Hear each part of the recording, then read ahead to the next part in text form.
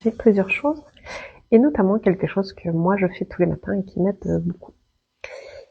Si tu es là, que tu es en train d'écouter ce live, que tu es en train de me suivre, il y a certainement de grandes probabilités pour que tu sois quelqu'un, une femme ambitieuse qui court beaucoup, qui ne prend pas souvent de temps pour elle et qui a certainement tendance à faire passer les besoins des autres avant elle-même, qui s'oublie et voilà, qui prend pas de temps pour elle, ou en tout cas très peu. Peut-être même que tu sais que c'est important de prendre soin de toi, tu connais la théorie, mais tu es quand même quelqu'un de très cérébral et du coup tu restes bloqué là et tu as du mal de descendre dans ton corps. Parce que ça est une forme d'insécurité en fait pour toi. Quand tu descends dans ton corps, quand tu commences à te connecter à ton corps, à tes émotions, parce qu'en fait aussi il y a beaucoup de tensions qui se sont accumulées dans ton corps. Que tu en aies conscience ou pas. Bien souvent, je le vois avec les personnes que j'accompagne, c'est quelque chose qui se répète très souvent. Et je comprends tout à fait, vu que c'est ce que moi j'ai vécu aussi il y a plusieurs années avant de vivre le burn-out. J'étais aussi quelqu'un de très ambitieux. C'est pas que je ne le suis plus, c'est juste que la façon d'agir aujourd'hui est totalement différente de ce que j'ai pu faire avant. Et c'est sûr qu'avant, moi aussi, je courais tout le temps, je dormais très peu. Encore hier, en discutant avec une personne qui me disait qu'elle avait plus autant d'énergie qu'avant, qu'elle perdait, ouais, elle sentait qu'elle avait trop tiré sur la corde. Je lui disais, je comprends parce que je sais c'est quoi, moi aussi, avant, je travaillais souvent 12 heures par jour, voire plus. Je dormais peut-être 4-5 heures par nuit, très peu. J'avais plein d'énergie, mais jusqu'au jour où mon corps il a lâché parce qu'il en pouvait plus. Par contre, la bonne nouvelle, c'est pas parce que tout d'un coup on vit un burn-out ou qu'on a un épuisement ou qu'on est voilà sur ce chemin et qu'on a moins d'énergie. C'est pour ça qu'on va plus récupérer son énergie, attention. Et ça, c'est la bonne nouvelle. Moi aujourd'hui, je me rends compte que je suis beaucoup plus en forme qu'il y a même 10 ans. Je me faisais la réflexion, je sais plus, quand je faisais une randonnée ici ces derniers jours, et je me disais, on a souvent tendance à croire qu'en vieillissant, on va moins bien et qu'on a une moins bonne santé. Moi, c'est pas du tout ma croyance et c'est pas du tout ma réalité. Quand je regarde il y a 10 ans en arrière, comme en fait, j'étais très stressée, que mon système nerveux était complètement dérégulé, que j'étais tout le temps en mode fight, tout le temps dans l'action, mais depuis cette peur, ce manque, avec ce sentiment d'insécurité, mais c'était tous des mécanismes inconscients, j'en avais pas conscience en fait. Que la seule chose que moi je faisais, c'est je me levais le matin, j'allais travailler, je faisais plein de choses, on me demandait des trucs, je disais toujours oui, j'arrivais pas à dire non, je comprenais pas l'importance de me reposer parce que je voyais ça comme de l'insécurité en fait. Pour moi, ralentir, me poser, c'était en fait je suis limite en danger de mort parce que mon système nerveux, et je le savais pas, c'est tout des choses que j'ai pris conscience, mon système nerveux, pour lui se sentir en sécurité, il fallait être dans l'action. C'est aussi un peu ce qu'on m'avait appris depuis que j'étais enfant. C'était en fait il faut réussir à l'école, et pour ça il faut travailler dur, il faut étudier, il faut voilà aider à la maison, il faut ranger, il faut nettoyer, enfin il faut toujours faire quelque chose. C'est pas qu'il faut être, non, il faut faire. Et je me rappelle d'une fois où ça devait être peut-être un mercredi après-midi, comme chez nous en Belgique on a congé le mercredi après-midi, et, euh, et je regardais la télé, chose qui apparemment était assez rare enfant, parce que je me rappelle d'une réflexion que ma mère m'a fait quand elle est rentrée. Elle m'a dit est-ce que t'es malade? Parce que pour elle, le fait que j'étais devant la télé allongée, donc à ne rien faire, ça voulait dire que je devais être malade. Sinon, t'es pas malade, tu fais quelque chose. Et ça, on se rend pas compte, mais toutes ces petites pensées, tout ce qu'on entend, enfin, et bien entendu, nos parents, ils se rendent pas compte de ce qu'ils nous disent, et c'est pas fait contre nous. C'est aussi par rapport à eux, ce qu'ils ont vécu, ce qu'ils ont, ce qu'ils pensent, leurs croyances. Enfin, c'est tout. Voilà, toutes les générations où, avant, il fallait travailler dur, notamment nos grands-parents, sortir de la guerre. Voilà, enfin, il y a tout ça qui est engrammé en nous. Donc nous, cette génération qui sommes là pour un peu casser tout ça, c'est pas toujours évident. Mais du coup, si vous, comme moi, vous avez entendu ça enfant, vous vous dites aussi inconsciemment, en fait, il faut que je fasse tout le temps, parce que sinon, ça veut dire que je suis malade. Et non, je suis pas malade. Donc voilà, on est constamment dans l'action, et ça peut mener à burn-out. épuisement ou d'autres maladies, parce qu'en fait on s'écoute pas, on n'écoute pas notre corps. Et du coup, pour revenir à ce que je disais, c'est moi j'ai pris conscience pendant une des randonnées, c'est que aujourd'hui j'ai facile de marcher plusieurs heures, j'ai pas mal au corps, j'ai au niveau de ma respiration, de mon système aussi de cardiaque. Avant, comme j'étais justement tout le temps dans cette lutte, tout le temps avec ce dérèglement, encore une fois c'était inconscient, je me rappelle que le moindre effort me demandait beaucoup d'énergie, j'étais beaucoup plus j'arrivais pas à faire par exemple des randonnées comme aujourd'hui. Je devais souvent m'arrêter, j'avais le souffle plus court, plus la respiration plus courte. Surtout j'avais mon rythme cardiaque qui était beaucoup plus élevé. Donc en fait je consommais de l'énergie même au repos. Quand je courais, je savais pas courir très vite, je savais pas courir très rapidement parce qu'en fait mon corps il était déjà surchargé. Donc le moindre petit effort, mon cœur directement vu qu'il était déjà on va dire à 120 au repos, il montait vite à 200 au moindre effort, tandis qu'aujourd'hui mon corps est redevenu à sa normale, donc mon rythme cardiaque est beaucoup plus bas, et donc quand je fais des efforts, même s'il monte un peu, ça reste tout à fait normal. Et du coup, je me suis rendu compte pendant cette randonnée qu'en fait, j'avais beaucoup plus facile aujourd'hui à faire tout ça qu'il y a 10 ans en arrière. Il y a 10 ans en arrière, quand je faisais des randonnées, et j'en avais déjà fait, en fait, ouais, j'étais essoufflée, j'étais fatiguée, j'avais le cœur qui s'emballait, et donc c'était beaucoup plus difficile pour moi. Tandis qu'aujourd'hui, je peux dire que c'est une promenade de santé, mais presque. Et donc c'est important de se rendre compte que c'est pas parce qu'aujourd'hui, tu vis de la fatigue, que tu as moins d'énergie, que tu as peut-être plein de douleurs dans ton corps, que tu te sens pas bien, que tu es en perte de confiance en toi, que tu sais plus où t'en es dans ta vie. C'est pas parce que tu vis ça aujourd'hui que ça va rester comme ça. Non, ça peut changer. C'est pas parce qu'aujourd'hui tu vis un burn-out que tu seras tout le temps sans énergie, que tu pourras plus vivre, que tu seras plus heureuse, que non. Ça c'est aujourd'hui à l'instant T, mais ça détermine pas ton futur. Par contre, ce qui détermine ton futur, c'est ce que tu vas faire aujourd'hui, de ce que tu vis. Est-ce que tu vas continuer à vivre toujours la même chose et à pas prendre d'action?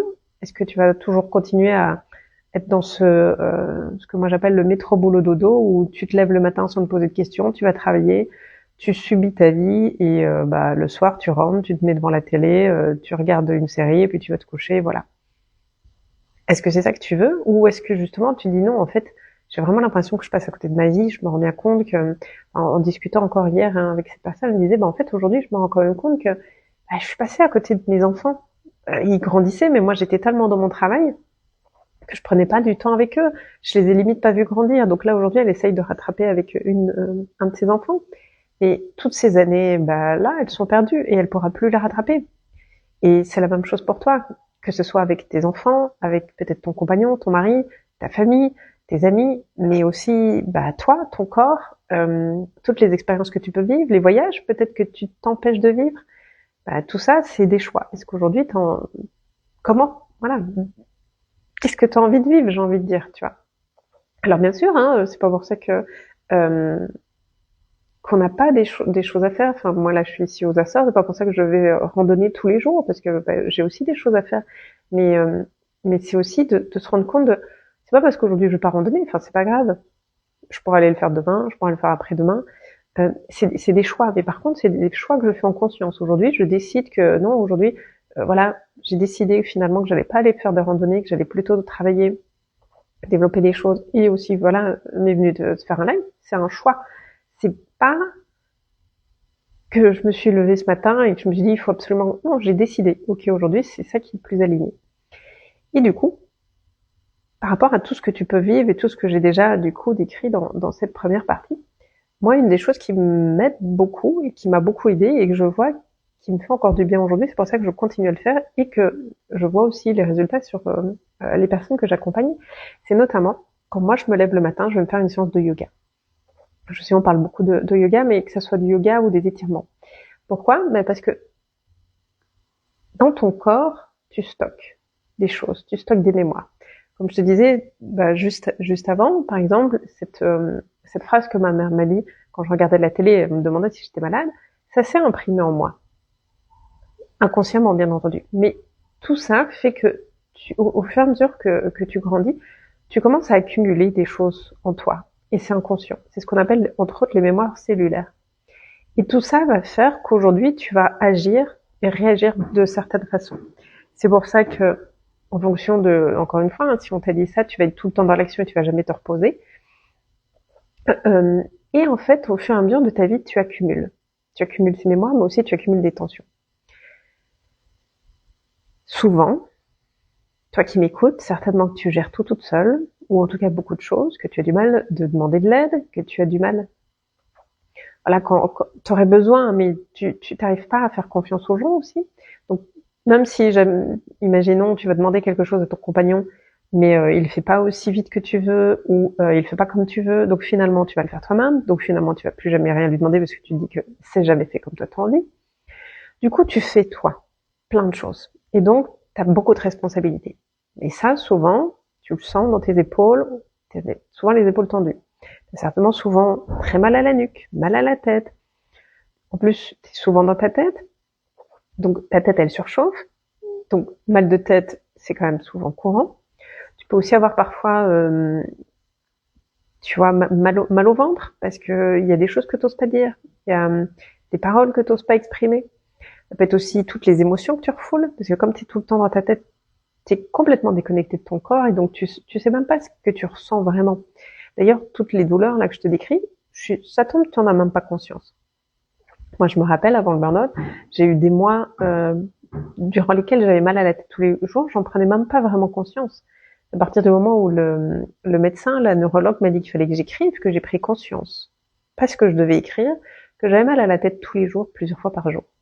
Sinon, avant, limite, j'avais même pas conscience. Je savais que j'avais mal à la tête, mais c'était très flou.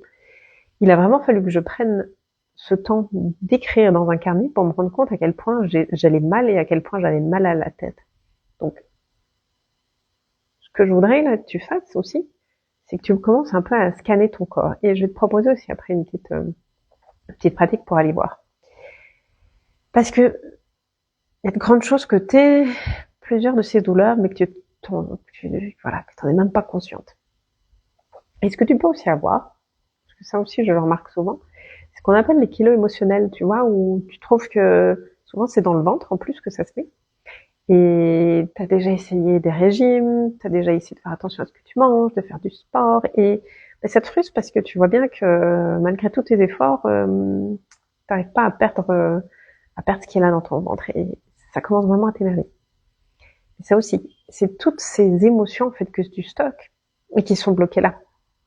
Et t'as beau étudier la théorie, à un moment il faut passer par le corps. Il faut vraiment descendre dans le corps, sinon bah ça reste là et ça sert à rien.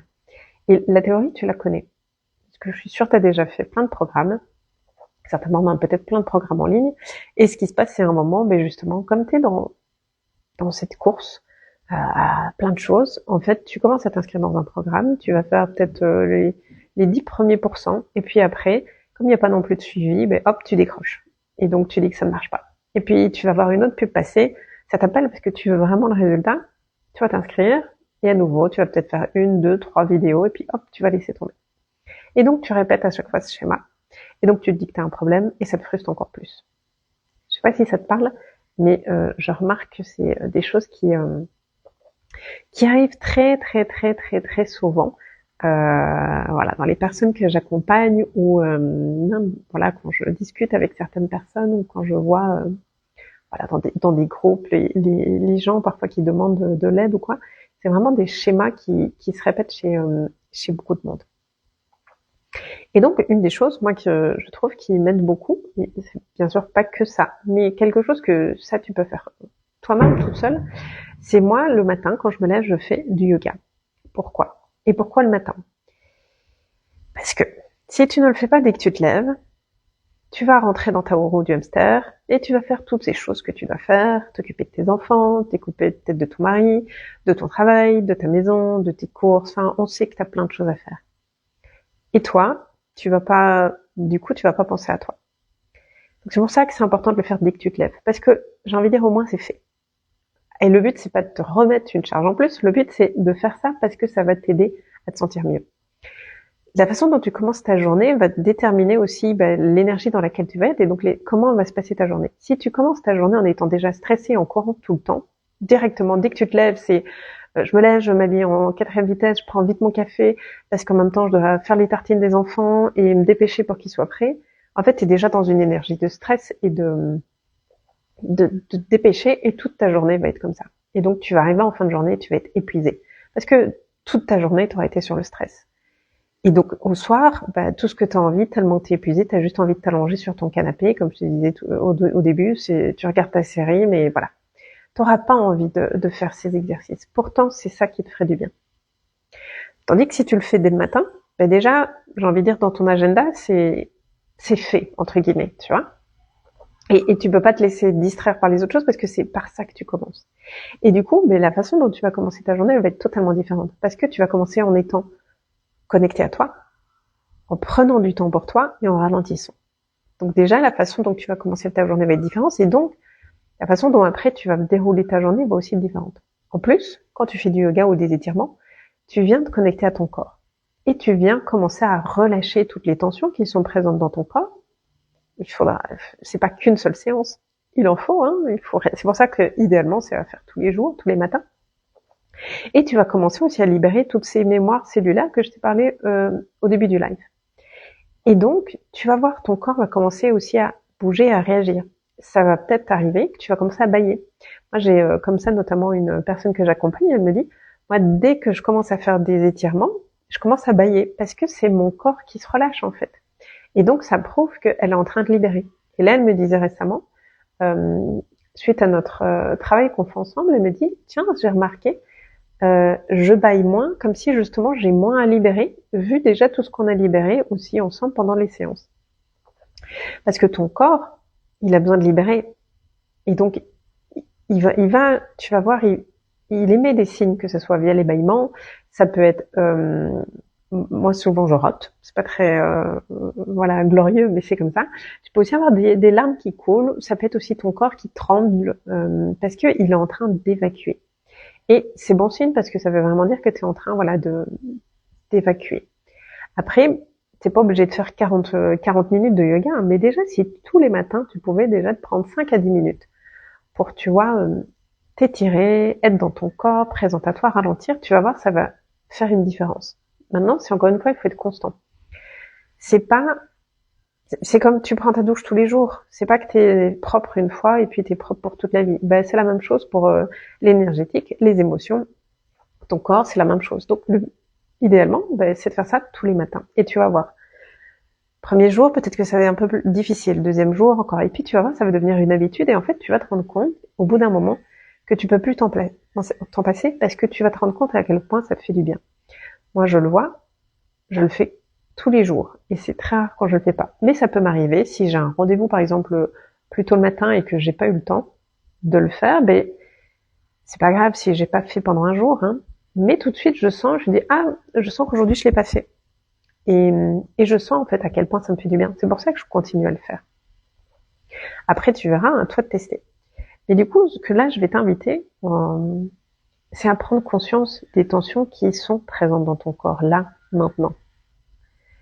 Alors, si tu le peux, sauf si tu es en train de conduire en m'écoutant, donc ça, je te conseille pas de le faire, mais de fermer les yeux.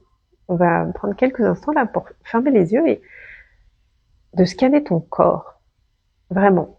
Et je sais que il y a peut-être un sentiment d'insécurité qui va naître, parce que je te demande de redescendre dans ton corps, et très, très certainement que tu es tout le temps dans ta tête, mais c'est ok, c'est quelques instants, pour que tu prennes conscience de toutes tes tensions. Parce que si tu n'en as pas conscience, tu vas continuer à foncer droit dans le mur jusqu'au moment où, un moment, c'est le burn-out qui arrive, l'épuisement, la maladie, et crois-moi, pour être passé par là, t'as pas envie d'aller jusque là. Et là, vraiment, prends le temps. C'est comment dans ta tête? Est-ce qu'il y a des tensions? Est-ce que tu as ton mental, il est fort présent? Est-ce que tu arrives à faire un peu de calme dans ta tête? Aussi, observe tes mâchoires, comment elles sont. Il y a beaucoup de gens qui serrent les mâchoires. C'est comment, là, toi, ta mâchoire en ce moment? Est-ce qu'elle est vraiment détendue ou est-ce que tu sens qu'il y a des tensions? Et tu peux même appuyer et commencer à venir sentir au niveau de ta mâchoire. Très certainement que tu vas te rendre compte que tu as plein de tensions qui sont toutes accumulées là. Juste observer et de ressentir toutes les tensions qui sont là, accumulés dans ta mâchoire. Et puis de descendre au niveau de ta nuque, de ton cou. Peut-être de ressentir toutes les tensions que tu peux avoir dans la nuque. Peut-être que d'ailleurs tu as même du mal de bouger un peu, tu vois, que c'est pas très mobile quand tu essayes de bouger ta nuque, parce qu'il y a beaucoup de tensions accumulées. Et puis aussi au niveau de tes épaules, tous les poids que tu portes, toutes les responsabilités que tu portes. Peut-être, comme moi, le poids du sac à dos que tu portes. Juste prends quelques instants pour ressentir tout ce qui se passe dans ton corps. Encore une fois, t'en as certainement pas conscience. Moi, j'en avais pas conscience avant le burn-out. Et pourtant, qu'est-ce que j'étais en souffrance, qu'est-ce que mon corps faisait mal. J'avais mal à la tête, j'avais mal à la nuque, j'avais mal aux épaules, j'avais mal au dos. Aujourd'hui, parfois, je porte mon sac à dos pendant 3 heures et j'ai pas mal. C'est pas physique. Souvent, tout ce qu'il y a qui fait mal, c'est parce que c'est tous ces poids qu'on porte inconsciemment. Tous ces mécanismes qui sont là et tout ce qui est désaligné, en fait, dans notre vie. Et c'est notre corps qui essaye de nous dire, non, attention, t'es peut-être pas là sur le bon chemin. Il y a des choses à changer. Et oui, ça fait peur. Et oui, ça te demande du courage. Mais ce qui est derrière, c'est tellement plus sympa. Imagine, le matin, tu te réveilles, tu peux prendre le temps pour toi, avant de t'occuper de tout le monde. Imagine le matin, tu te réveilles, t'as plus mal. T'as plus mal à la tête quand tu te lèves, t'as plus mal au dos quand tu te lèves, tu te sens bien dans ton corps, tu fais ton exercice, tu fais tes 10 minutes de yoga, un quart d'heure. Qu'est-ce que tu te sens bien? Et t'es motivé pour aller peut-être travailler, pour t'occuper de tes enfants, et t'es dans une énergie mais tellement différente. T'es heureuse de voir tes enfants, tu prends le temps avec eux, tu discutes. Et oui, peut-être qu'il faut se dépêcher un peu, mais tu sens que c'est tellement plus léger en toi qu'en fait, il y a plus ce stress. En fait, toi, t'es régulé, et du coup, autour de toi, les gens, ils se calibrent. Et c'est beaucoup plus apaisé. C'est beaucoup plus doux. C'est pas qu'il y aura plus jamais de challenge, c'est juste que un challenge arrive, ok, tu sais que tu vas pouvoir gérer. Tu redescends, tu relâches la pression. Et par moment, ouais, le stress va remonter, mais tu sais, tu auras tous les outils qu'il faut pour gérer, et ça ira. Et ton énergie, elle va être totalement différente. Imagine, il se passe des choses et ça te frustre plus, ça te stresse plus comme avant. Honnêtement, moi avant, je prenais la voiture, mais qu'est-ce que j'étais tout le temps sur les nerfs, je roulais super vite, tous les automobilistes me faisaient chier, comme on dit. J'avais envie de m'en prendre sur tout le monde. Aujourd'hui, quelqu'un, je vais pas dire que je le vois plus, mais ça me passe au-dessus de la tête en fait. Je préfère mettre mon énergie sur autre chose que sur m'énerver sur ces gens-là. Parce qu'en fait, comme j'ai retrouvé en moi cette sécurité et que j'ai réussi à me réguler, en fait, ça m'impacte plus ce qu'il y a à l'extérieur. Ou en tout cas, plus du tout de la même manière. Et s'il y a des périodes de stress, je vais savoir les gérer, je vais plus monter dans les quarts de tour.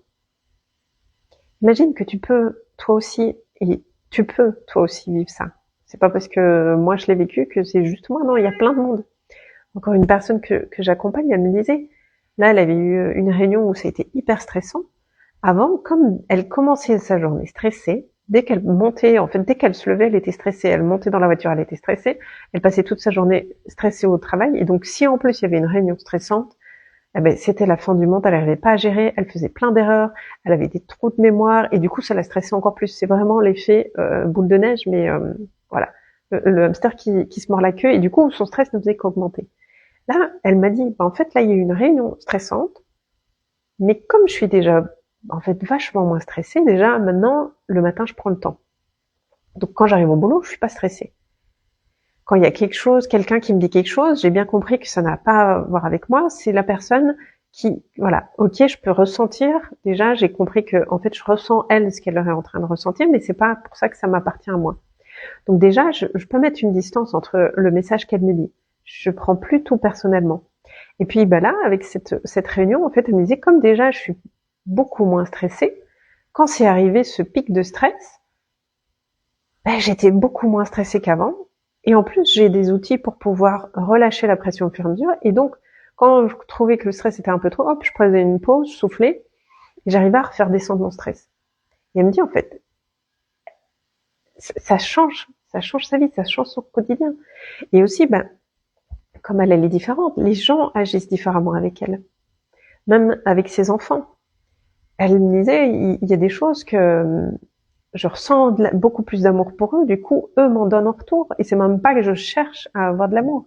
Et elle me dit, je vois vraiment tous les effets pour moi, mais dans mon quotidien, mais aussi par rapport aux personnes, en fait, qui m'entourent. Et bah, toi aussi, tu peux accéder à tout ça. Si tu en as envie. Mais déjà, il faut que tu en aies envie. Et il faut que tu prennes conscience de ce que tu es en train de vivre là. Parce qu'aujourd'hui, si tu vis toutes ces douleurs, tout ce stress et t'es constamment comme ça dans l'action à faire, à courir partout, qu'est-ce que ça va te coûter si tu changes rien aujourd'hui? Imagine dans un an si t'es toujours la même. Ben, il y aura eu plus de stress, plus de tension dans ton corps. Peut-être que ton corps il t'aura lâché, que tu auras vécu un burn-out. Peut-être que tu seras en pleine dépression parce que en fait ta vie n'a aucun sens. Peut-être que ça sera une maladie qui sera venue frapper à ta porte. Honnêtement, si je m'étais arrêtée, si j'avais eu conscience de tout ça avant le burn-out, j'aurais pas eu besoin d'aller jusqu'au burn-out. Mais j'en avais pas conscience. Je connaissais pas tout ça. Je savais pas. Donc bah, j'ai dû apprendre par la méthode dure. J'ai dû aller jusqu'au clash. C'est comme ça. Par contre, aujourd'hui, du coup, comme je l'ai vécu, bah, je peux dire, attention, fais gaffe. Est-ce que c'est vraiment ça que tu veux? Après, encore une fois, hein, moi, j'ai vécu le burn-out, je regrette pas, mais j'en ai tiré des leçons. J'ai changé ma vie. J'ai mis en place des choses. J'ai fait un gros travail sur moi. Combien de personnes vivent un burn-out, ne changent rien, ne comprennent pas la leçon derrière, retournent dans leur vie, n'ont pas appris à réguler leur système nerveux, n'ont pas évacué les émotions, ne se sont pas reconnectés à leur corps et du coup vivent un deuxième burn-out. Parfois même un troisième et ils comprennent pas pourquoi. C'est parce que si t'écoutes pas ton corps, si tu continues à être comme ça, à foncer dans le mur, ben à un moment, c'est normal que ton corps il